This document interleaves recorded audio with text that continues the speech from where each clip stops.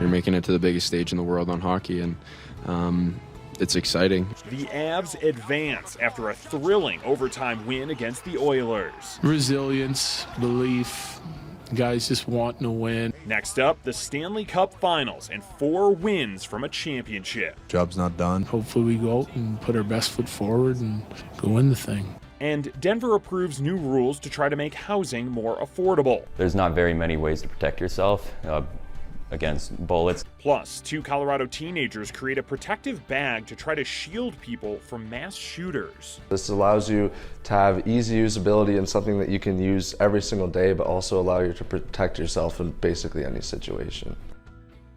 Shot stop, rebound, Lehkonen scores! The Colorado Avalanche are headed to the Stanley Cup Final!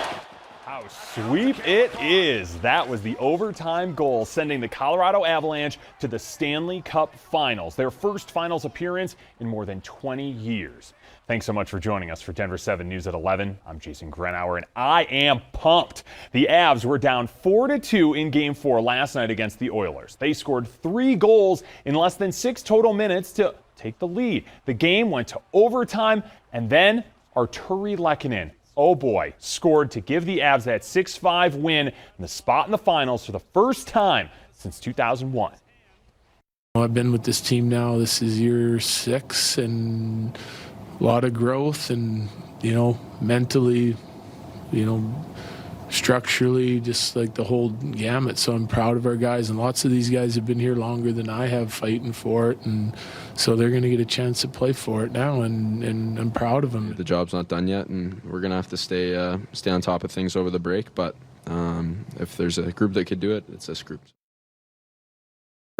Here's a look at just how good the Avs have been in the playoffs this year. Now, this is their second sweep. They swept the Predators in round 1. Their record is 11-2 this postseason. The Avs are a perfect 7-0 on the road.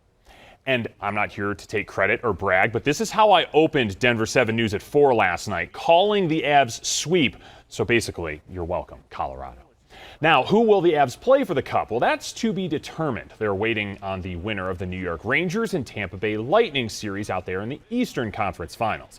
The Lightning are the 2-time defending champions. New York leads that series 2-1. Game 4 is tonight.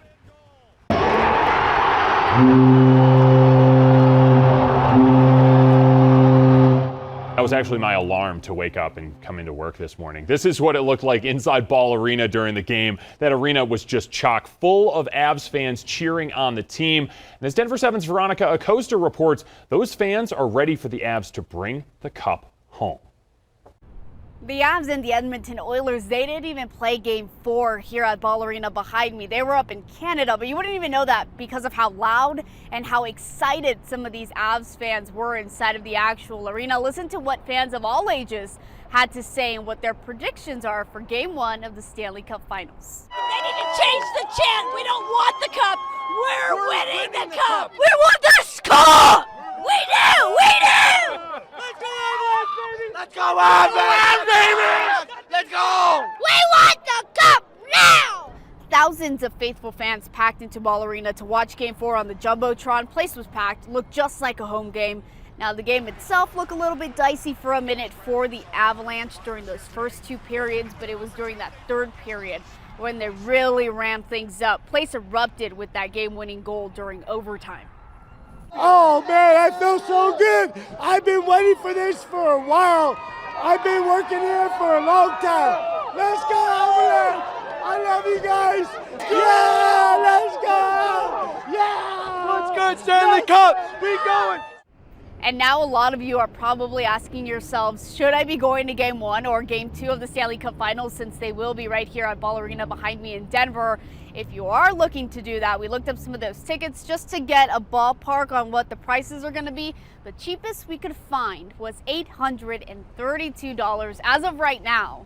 So we'll see how much those end up being. If you want to be somewhere closer to the ice, that's going to cost you a couple thousand. In Denver, I'm Veronica Acosta, Denver 7.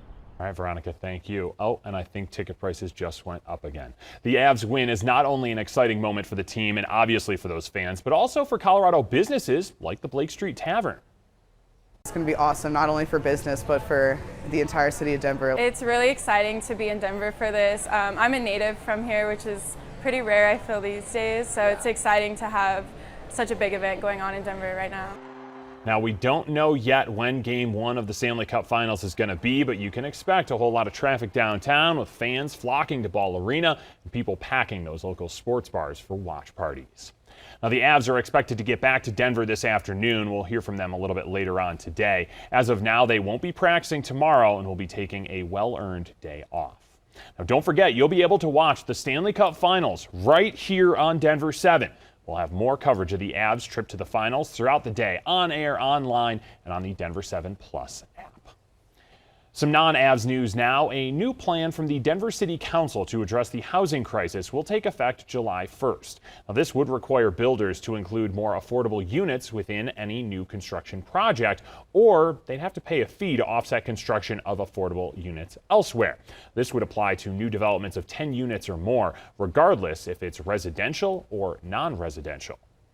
Aurora's city council wants to reduce soaring car thefts with mandatory jail time. On average, 100 cars are stolen every day in Colorado. Council members say a minimum sentence of 60 days in jail for convicted auto thieves could serve as a stronger deterrent. Right now, most offenders get probation. Really address the car theft rings, the people who are stealing cars to commit other crimes. What we've seen is an increase in violent crime, more shootings, more theft. And I think that having more strict penalties is going to prevent people from stealing cars. The proposed law will be introduced there in Aurora next week. All new at 11, we're hearing from a teacher from the Uvalde Elementary School shooting about the moments a gunman opened fire 2 weeks ago. 19 kids and 2 teachers were killed. And we do want to warn you, what he says is difficult to hear. Rena Roy reports. 4th grade teacher Arnulfo Reyes says Tuesday, May 24th began like any other day at Robb Elementary School. It was our typical morning, and it was going to be a good day because it was going to be our day of awards. Instead, it's a day that now marks the second deadliest elementary school shooting in U.S. history.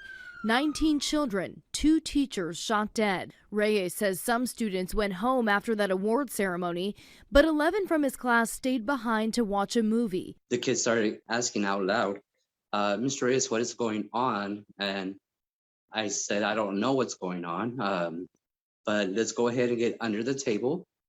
And act like you're asleep. The gunman entered classroom 112 at 11:33 a.m., then made his way into 111 through a connecting door.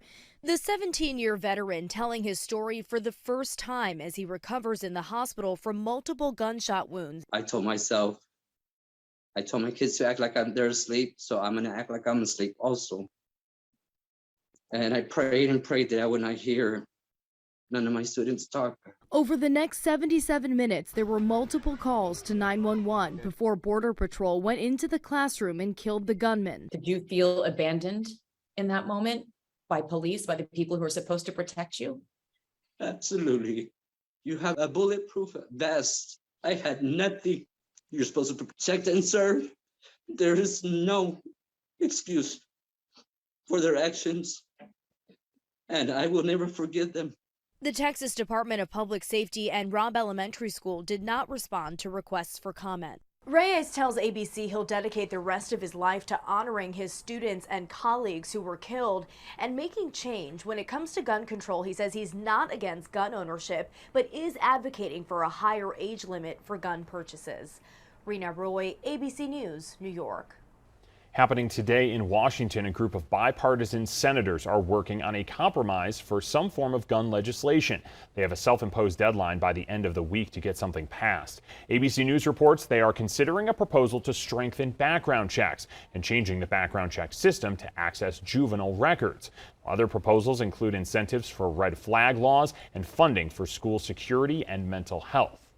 Now, Colorado added several new gun laws in the last year. One requires an expanded background check before someone can buy a gun.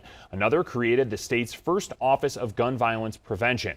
The Isabella Joy Fallis Act requires people who lose or have a gun stolen to report it missing to law enforcement within 5 days of noticing it was missing. And another law lets local governments create their own gun regulations if they're stricter than the state. Now, Superior is one local government in Colorado considering their own stricter gun laws. The city has 20 pages worth of proposals.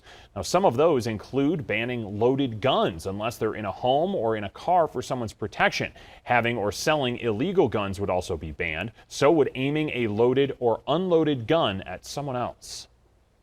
We believe that that will create a momentum that will make it possible for us to pursue this at a state level.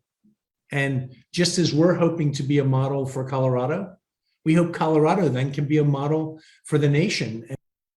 Now, 3 other Colorado cities will consider gun laws tonight. They are Boulder, Louisville, and Lafayette. Well, 2 Boulder teens invented a bulletproof tote bag to keep people safe from shootings wherever they go. Trent Bush and Nathan Steinman thought of the idea just days after the King Soopers shooting in Boulder last year. Now, Bush grew up in Boulder and has shopped at that store, so he knew he wanted to create a bag that could turn into body armor in just 5 seconds. It's made with military-grade materials and Kevlar plates.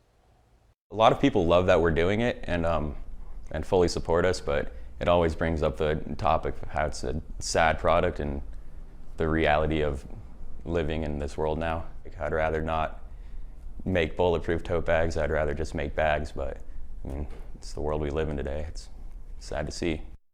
The teens say so far they've sold about 75 Life totes. Right now they're just taking pre-orders, but plan to fully launch in about a week. Well, a 5-day work week might become a thing of the past, and it could be the incentive to bring employees back to the office full time. Plus, the second largest ovarian cancer run walk is this weekend. Still ahead, how you can participate.